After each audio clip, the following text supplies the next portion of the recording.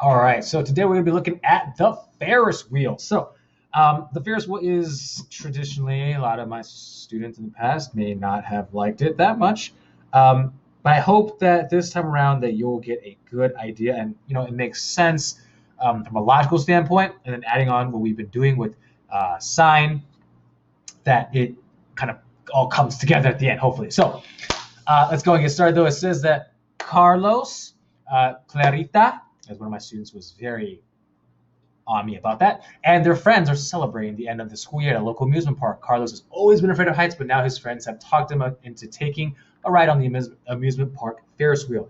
As Carlos waits nervously in line, he has been able to gather some information about the wheel. By asking the ride operator, he found out that the wheel has a radius of 25 feet, its center is 30 feet above the ground, and we're trying to figure out how high he will be at each location. Now, before we jump into any problem solving or anything, just want to take a second to kind of look through exactly what's given to us, so then I have a chance to, get in the right frame of mindset for now. So it tells us a couple of important details that the wheel has a radius of 25 feet, as well as this other important information. The center is 30 feet above the ground. Not only so it's just above the ground, it's the center, the very, very center. So let's take a look. Let's just label what that means. Let me actually use purple here,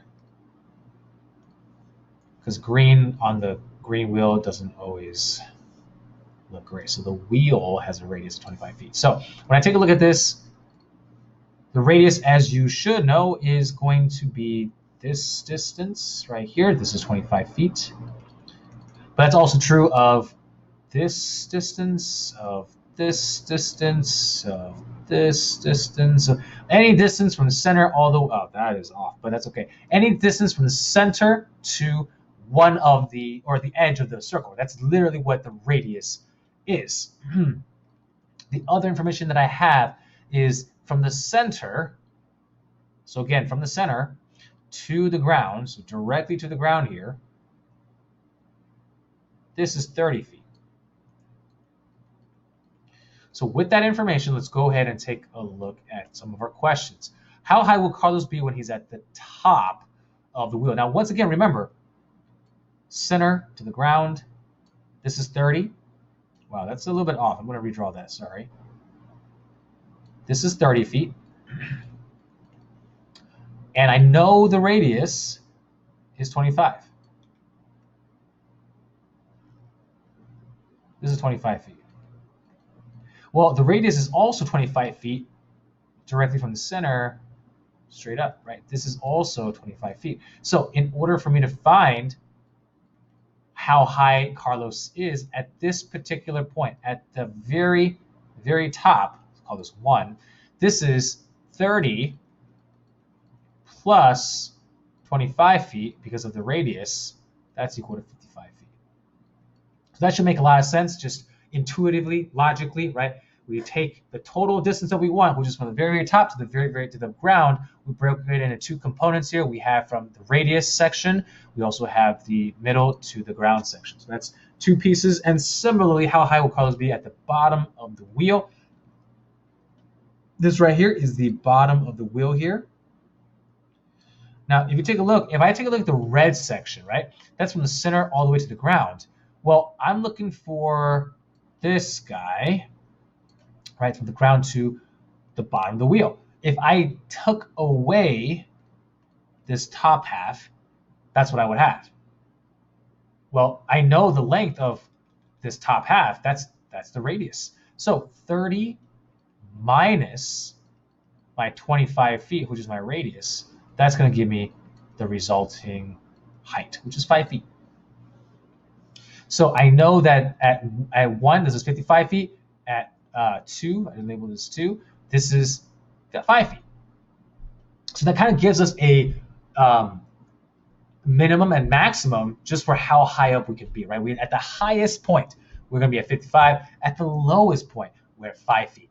And finally, how high is Carlos when we're at these 2 points, at A as well as F? Well, at A and F, we already know the distance from the center to the ground is 30. Well, this whole line here, this is all technically This is all the same height.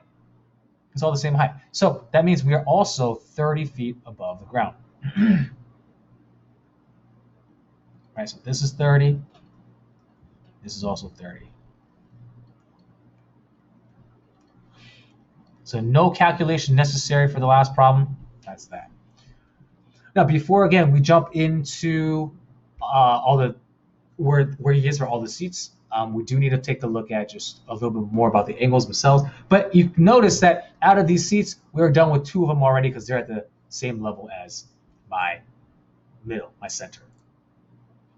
Okay, now they do tell us it's the same wheel. It's 10 seats total. So we do want to first take a look at, well, how many degrees is each seat, right? Obviously now on a regular Ferris wheel, right? We don't really talk about like, oh, these are the specific locations like A, B, C, because it rotates. But with these seats in the current location that they are, it kind of gives us a general idea of how we can, figure out these what position and how high up we are, right? So first question is, how many degrees we have in a Ferris wheel? Of course, this is a circle.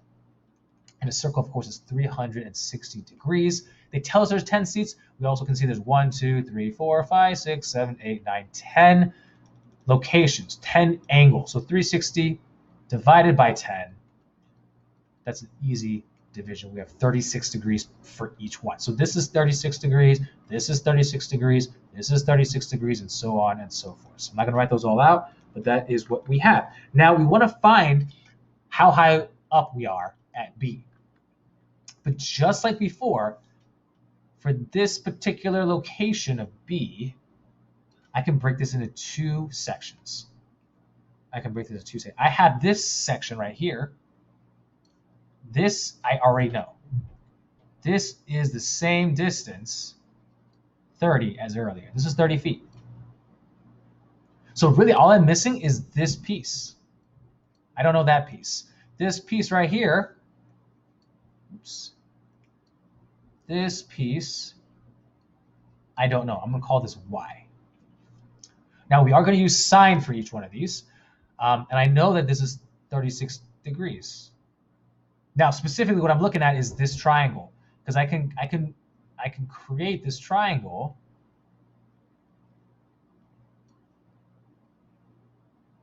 to evaluate in order to solve for that missing length.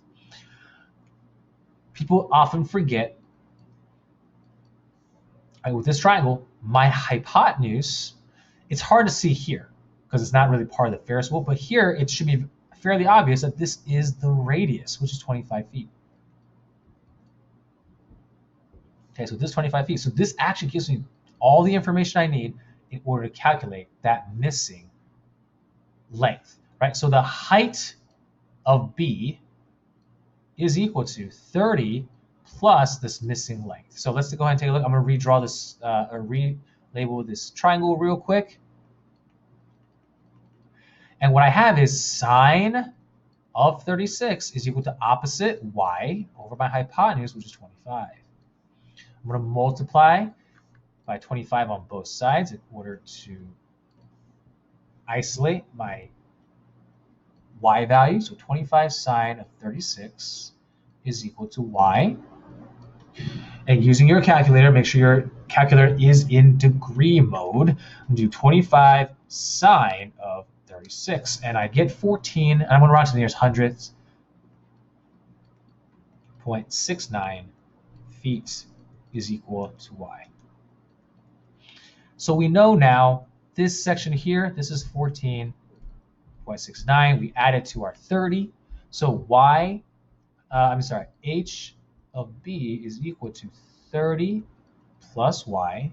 So that means 30 plus 14.69, that's going to give me 44.69 feet.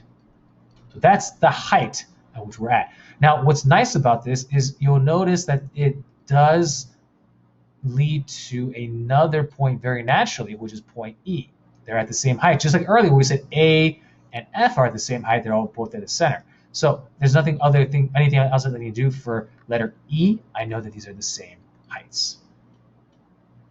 And similarly, we're going to do the exact same thing for C. Again, you can see if I'm here, this piece here, this is the same. This is 30. Right? This is still 30. And this is still my radius. This is still 25 feet. So I can draw this triangle and use sine. Now the question becomes, what is this angle measurement? Because that's not the same. But luckily for us, as we mentioned before, right, each piece is 36. This is 36. This is 36. This is 36, and so on and so forth. So this is just two of these 36s. This is 72 degrees. So 72 degrees. Again, I don't know my y, but this is 25 feet. And again, in order to find the height of C, this is again 30 plus y, whatever that is. Whatever that is. I don't know what that is yet, but we're going to figure that out. So let's go ahead and take a look. Again, really quickly, I'm going to redraw this, y and 25 feet. Oh, and also, we know that this is the same as letter D. So again, I set up my sine ratio. Sine of 72 degrees is equal to y over 25. Multiply both sides by 25 to isolate my y. So I need to put in the calculator 25 sine of 72. Once again, just make sure, obviously it hasn't changed since the last problem, hopefully, but we do want to make sure we are in degree mode. Once I put this in the calculator, you find it is 23.78 to the y. Therefore, the height of C or D, right, is equal to 30 plus y. 30 plus y is 23.78. So this is equal to 53.78. Now, quick check, just a mental check. That doesn't mean it's going to be, it's not a perfect way, but you will notice that both of these are less than my maximum of 55. And they're both greater than 30, right? Which makes sense because 30 is where A is. B is slightly higher at 44.69. C is higher than that at 53.78. And finally, the maximum height, which we don't have a C for, but as I'm rotating, the highest here is 55, right? So all these numbers so far make sense. And we're going to go back down to 53, then 44, then 30. Now we're going to take a look at the last two real positions on this Ferris wheel. So at G, now there's a couple ways to do this for now to try to like keep it consistent with our triangles and everything. I'm going to look at this, right? Kind of like how we did our minimum point here. We said that, well, we know how tall, I'm going to write on the side just so it doesn't cover everything up, but I know how high this is. This is 30. And I can set up a triangle here. Okay, that was bad. I can set up a triangle here where if I'm able to get rid of this top half again, right? If I get rid of that, I have the length that I'm looking for. This, or not length, this is the height that I would like, right? How high am I? This is how high I am. So again, this angle measurement is 36 degrees, right? We calculated this earlier. Every from one position to the next is 36. So I can draw my triangle 36 degrees. Again, I'm looking for the height or the vertical direction. And I know, again, this is my radius. And once again, this is the same seat as J. But you know what? We already did this calculation. We did this in the first seat. We found earlier it is 14.69. Now the difference here, H of G, the difference here is that we don't want to add it, right? Because we want to take away this height now. So subtract out 14.69. Let me just make sure that this number is actually correct. I think it is 14.69. All right, cool. I just was not 100% sure. I know that how high up I am is equal to 15.31 feet. Again, this makes sense. This is less than 30. Hopefully the next value that we get is even closer to 5. And finally, same deal here. We do want to find this overall height right here, that's the thicker red line. Again, I know the height from center all the way down. This is 30. If I'm able to subtract out the center to the seat, right? If I'm able to get rid of this piece, then I can know how high up I am. I should probably draw where the line is. It's over here, right? I want this height. And just like before, this is 2 angles, 2 pieces, right? So this is going to be 72 degrees. And this is the same height as I. Again, looking for Y. My radius is 25 feet. Which is, again, we've done this calculation earlier as well.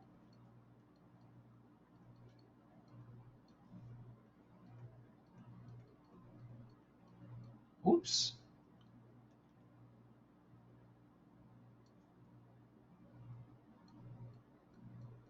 Which was, I don't remember,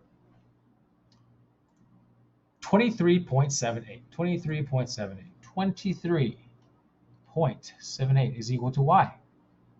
But once again, we want to take away this height from my my total 30, right, from center to the ground. I want to take away from that. So my height overall at H or I is equal to 30 minus this height, which is 23.78.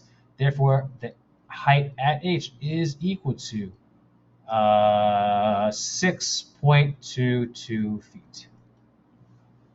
So we're able to figure out the height of anywhere I am on the circle as long as I know the degree measurement of that location, right? So that's why we have these set locations. And again, let's just double check, like this is greater than 5, right? But it's less than 30. In fact, it's less than my previous C locations at 15.31. So these all make sense. Now, for now, because later on you're going to see that we don't actually need to figure out, we don't need to use these triangles as much. But for now, a general equation that we can say is Y is equal to 30, meaning like this is the center, right? Distance center to ground. Plus or minus, right? Depending on if we're above the circle, like are we above or below the center, right? That just depends.